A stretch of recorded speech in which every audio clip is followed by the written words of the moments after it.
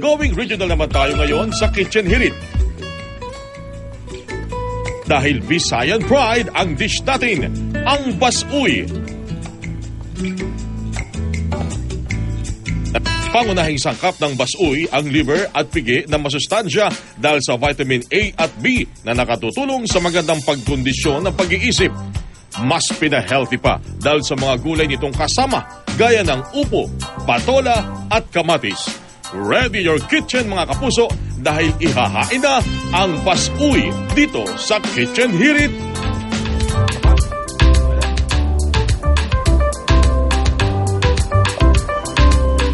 Ayan na ang Visayan Pride recipe na basuy. Hirit na sa atin ni Chef John Osinar. Good morning. Good morning, Miss Susie. Hello, welcome back sa unang hirit. Thank you. Ay, ano naman tong basuy? Well, ito yung tinatawag nating Visayans na bok choy. Ayun, so nagisa-gisa ka na. Ano so meron ito, dyan? nagisa ako ng garlic, sibuyas, and then...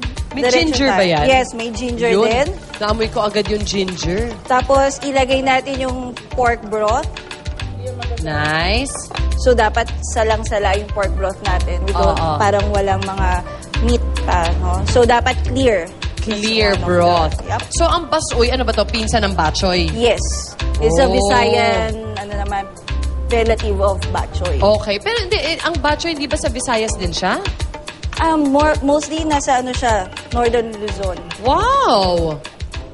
So, ilalagay rin natin yung tanglad. Okay. Or the lemongrass. Nice, pampabango yan. Tapos, ilalagay rin natin ang pork meat or yung pigi. Ayun. Lagay natin yan. Let's make it. Malaman. Yep. Ito ba kung kunwari, ito, at ano namang ano yan? Laman loob? Ito ay atay. Atay. Or ng liver. Baboy. Pork liver. Pwede bang palitan ng chicken, kunwari, instead of pork? Definitely, pwede po siya. Basta, kung ano ang gamit mong meat, Oo. like, for example, your meat is the chicken, Oo. dapat chicken liver din ang gagawin. So, consistent all the way. Pati yung broth, Even the broth, dapat. chicken din. Ayun. And then, isisimmer natin siya. Kailangan pakuluan din natin. Kailangan malutong husto Or- yung yes, yung liver niya. right. Kailangan din lumabas yung flavor at aroma ng tanglad. Oo. Sa Filipino cooking ba, madalas ba gamit? Parang bihibihira din yung tanglad dito sa atin. Tanglad na mostly ginagamit is Visayas talaga. Sa Visayas. Visayas. Isa sa mga nila yan, mga flavors. Oo. Kung, di ba, pagpunta tayo India, may curry, Oo. mga ganyan. Pero pagpunta tayo sa Visayas, tanglad. Matanglad sila.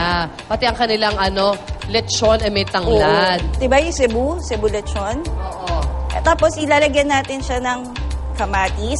So, ilalagay natin yung mga gulay-gulay. So, kamatis, what is that? This is upo. Upo.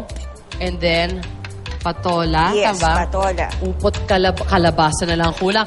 Chef, maraming Bahay salamat. kubo So, na. ang ending nito ay isi-season lang, tapos Yes. itatap ng chicharon. Tama? Right. Ang seasoning natin, pwede tayo pepper. Okay. And then patis or salt. Yan naman. Ako, maraming salamat dito sa basuy na Ay, sinare mo sa amin, welcome. Chef. At kung kayo po ay may espesyal na recipe na gustong ibahagi sa amin, mga kapuso, i-post nyo lang po yan sa ating unang hirit Facebook page. At kapag napilian kayo mismo, ang paglulutuin namin ng inyong pambatang po tayo dito sa UH Kusina. Samantala, puntahan naman natin si Connie. Kain na!